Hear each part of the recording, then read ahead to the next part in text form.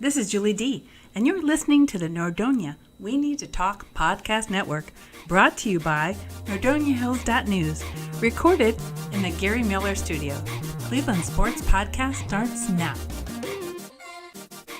Hello everyone, happy Saturday. Welcome to another episode of the Cleveland Sports Show, today with Darayus Sethna.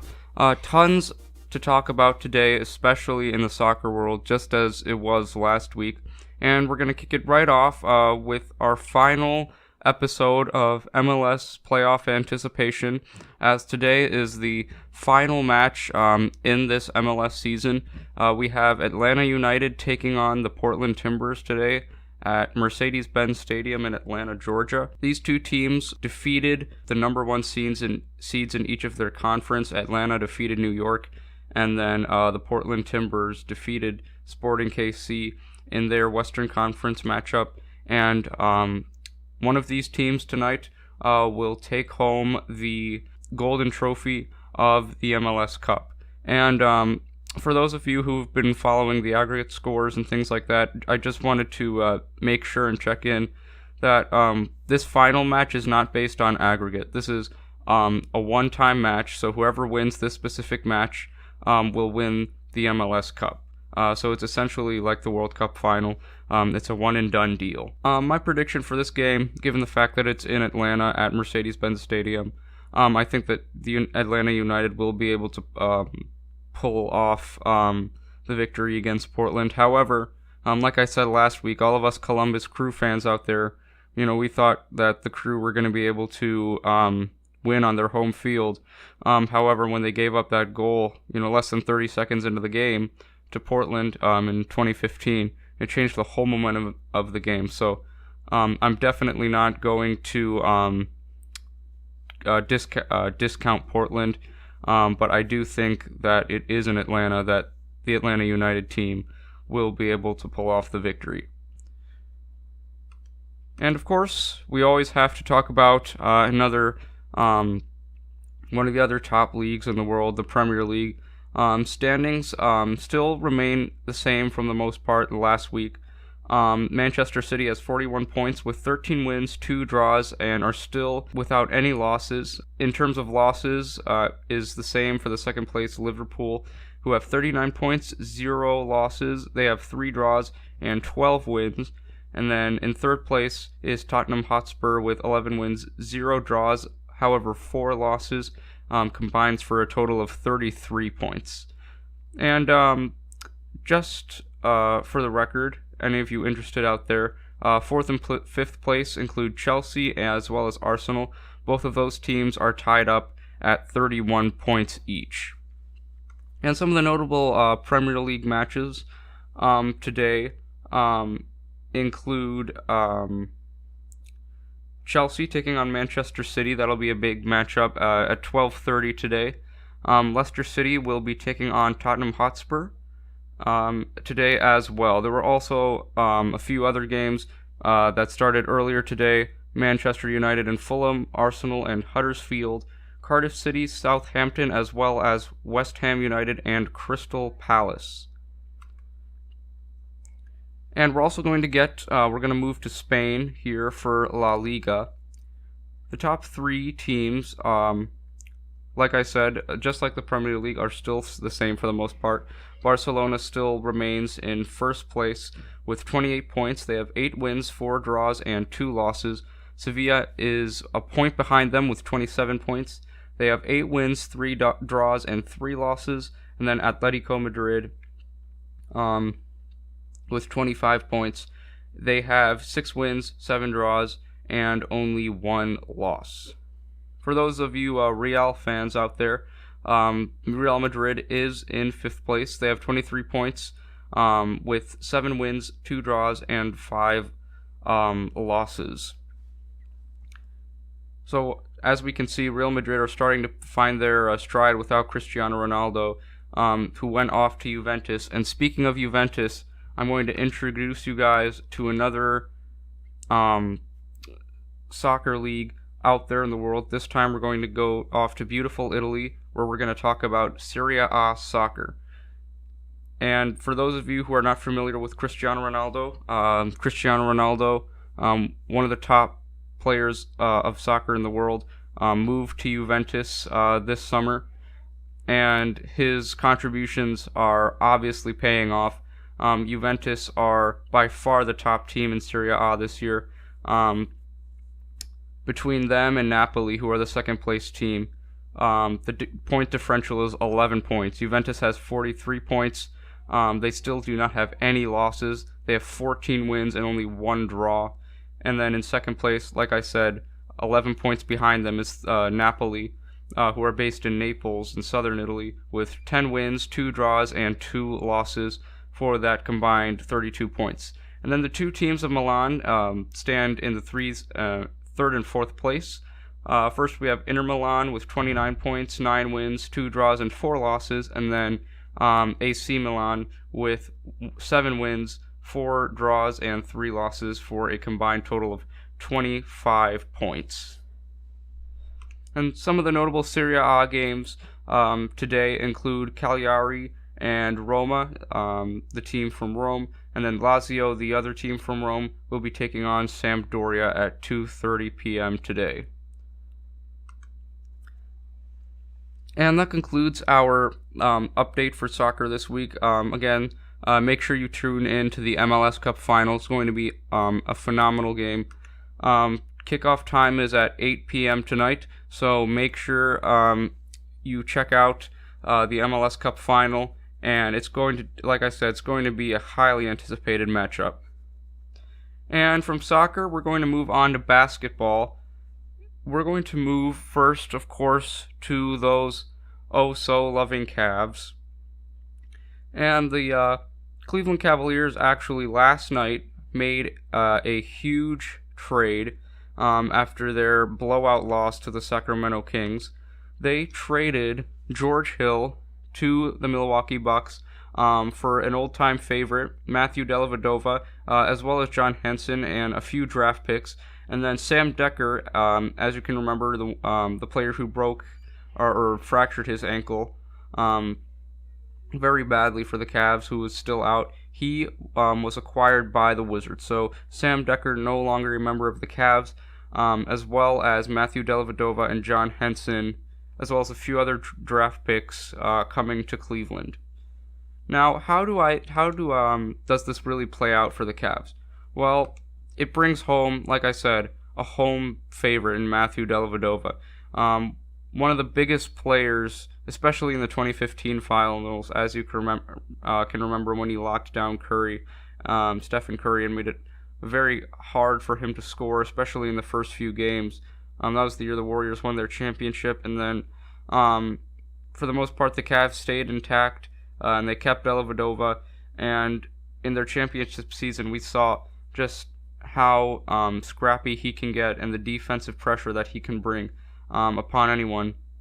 And even LeBron James said that if there was a fight between Dellavedova and a bear, that Dellavedova would just rip that bear right in half. So it's great to have a defensive presence in Matthew Dellavedova, and it should hopefully set a defensive standard for the Cavs this year. And John Henson, by the way, is not playing right now. He is injured. He has not played for a long while. He hasn't played since November 16th against Chicago, and he most likely will not be playing his first few games as a Cavalier. But on the Cavs side, we for sure are going to miss George Hill. I was a little surprised when I heard this news, I'll be very honest with you, because it seems that the Cavs are ready to rebuild. They're trading away a lot of their veterans. First Kyle Korver, now George Hill. From what I'm seeing, it looks like the Cavs are planning to really go young here and really get a lot of draft picks, as well as being successful in the actual upcoming draft itself, so they don't have to tank for as long. As of now, they are currently 5-20, and that came off of their absolutely horrendous loss last night to the Sacramento Kings. They were outscored in the first quarter by 11, and then they outscored the Kings in the second quarter by 11.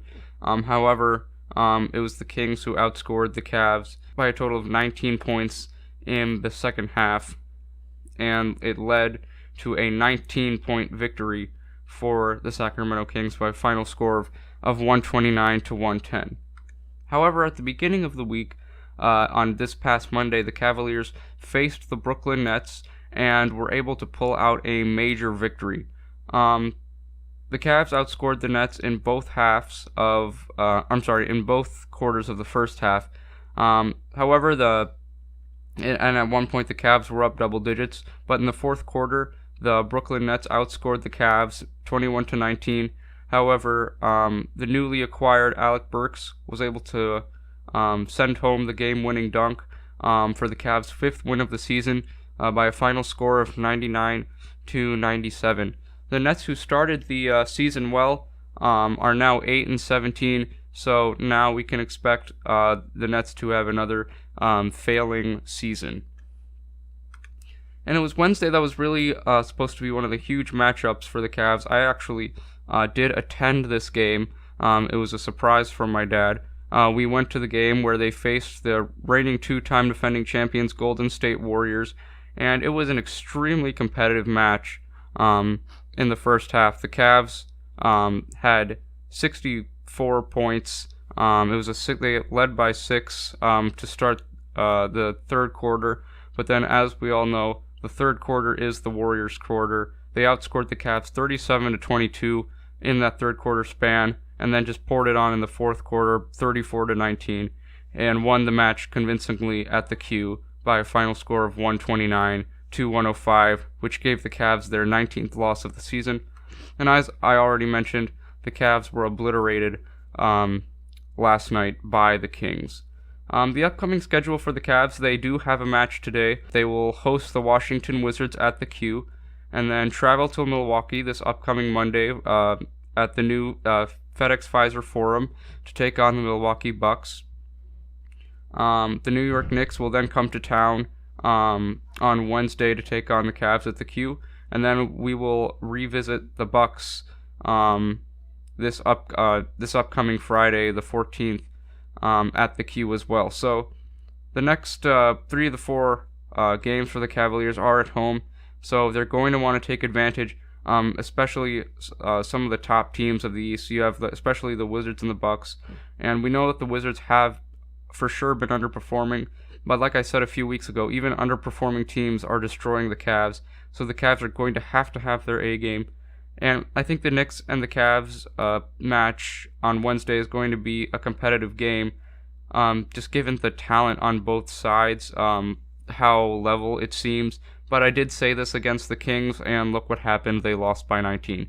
So I'm not counting out the Knicks at all, but let's keep our fingers crossed, hopefully, for a competitive matchup, and hopefully a competitive week of matchups for the Cavs. The two players this week who have stood out for me for Cleveland, once again, Jordan Clarkson. I actually attended a award ceremony for my dad last night, and they had a silent auction, and there was a Cavs basket, and a Jordan Clarkson signed hat was one of the items in the Cavs basket. I was thankfully able to win that auction because there weren't a lot of bids for that, surprisingly.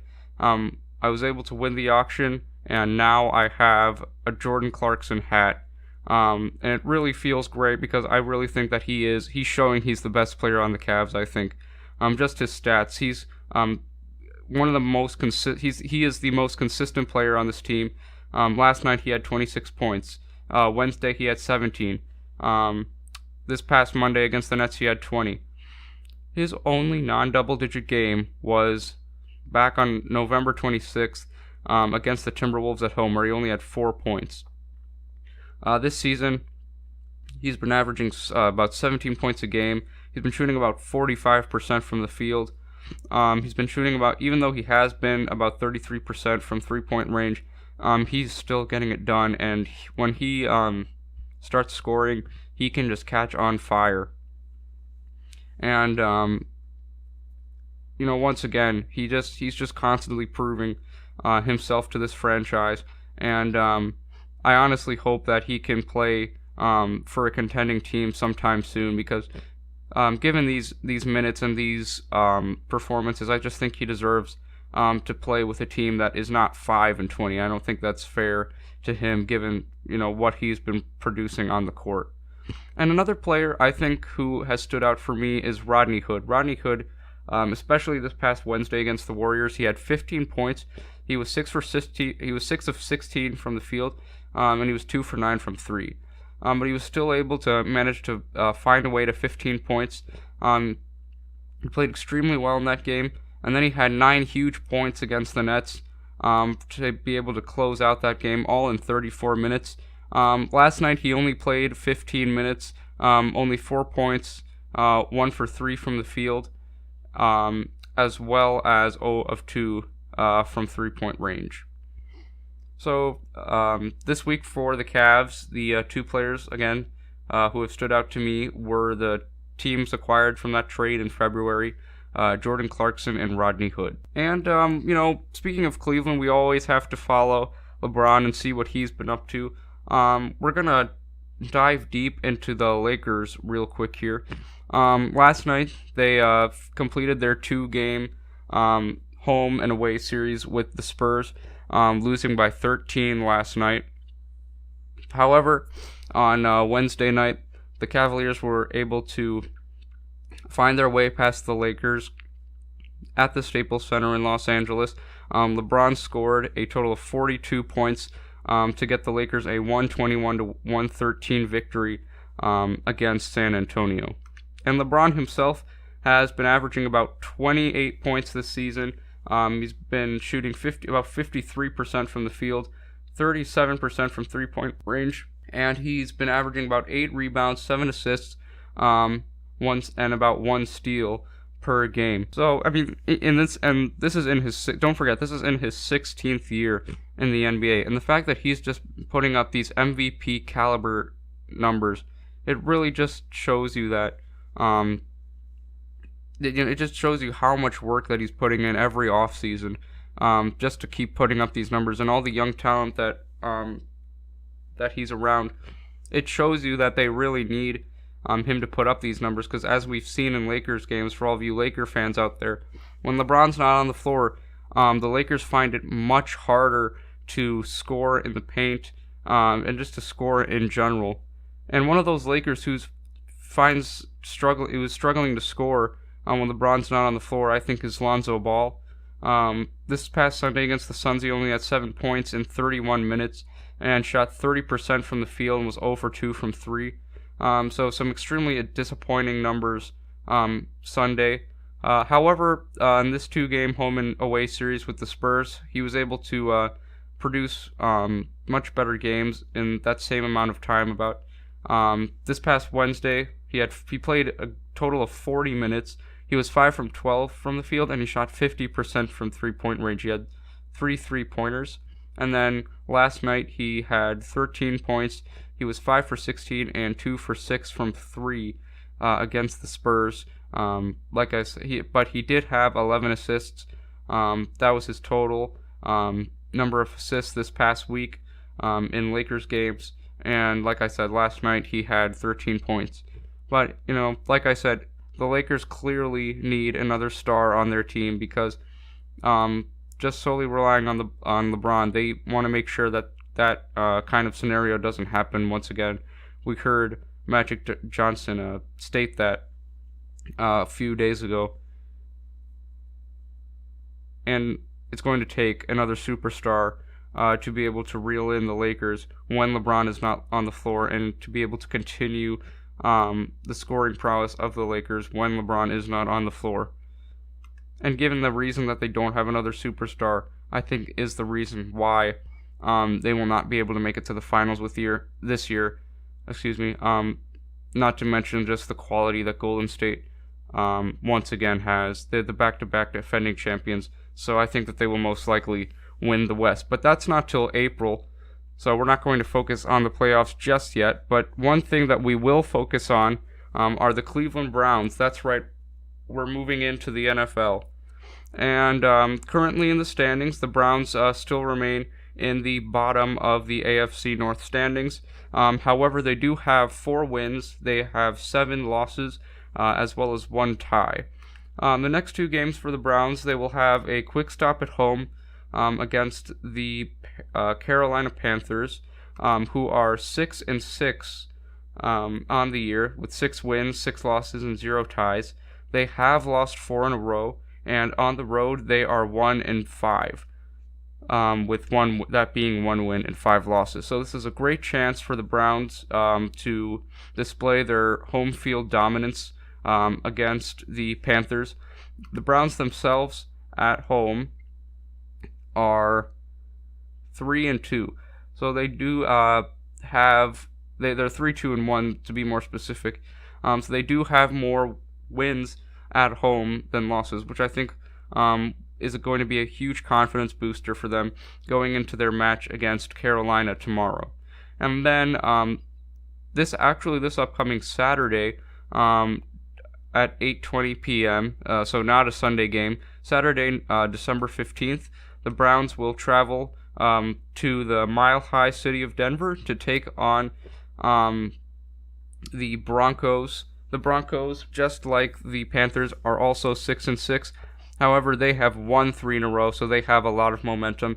And at home, they are 3-3. So it's definitely going to be more of a challenge for the Browns to compete with the Broncos, given the fact that they have a lot of momentum, winning 3 in a row. But these are definitely 2 games that I see being extremely competitive, and I think the Browns have the potential to win at least one of these games. And most likely the one against, I give them a higher chance to win tomorrow than I do next Saturday. Because given the fact that the Panthers have lost 4 in a row, I think the Browns will be able to carry out that momentum, and it's at their home field. So I think the Browns will be able to pull off the victory tomorrow. I don't think that they will be able to win next Saturday, just given the fact that it's all the way in Denver, and the Broncos have won 3 in a row. And again, momentum I think is just going to play a larger part for the Broncos than it will the Browns. So those are the upcoming 2 games for the Browns these next few weeks in the NFL. And this concludes my show for this week. Once again, if you haven't seen it already, please check out my broadcast on NordoniaHills.news of me broadcasting the Nordonia Knights varsity boys basketball game. I will be at it again this upcoming Tuesday, December 11th, for another varsity basketball game. And also, make sure you check out the work of other great students at Nordonia who've put their work on NordoniaHills.news, like DJ Resch and Wilson Riley, just to name a few of them. So if you haven't been on NordoniaHills.news lately, please check it out. A lot of awesome stuff coming your way. And if you haven't already, make sure you follow me at Nordonia Sports, Darayus Sethna, on Twitter.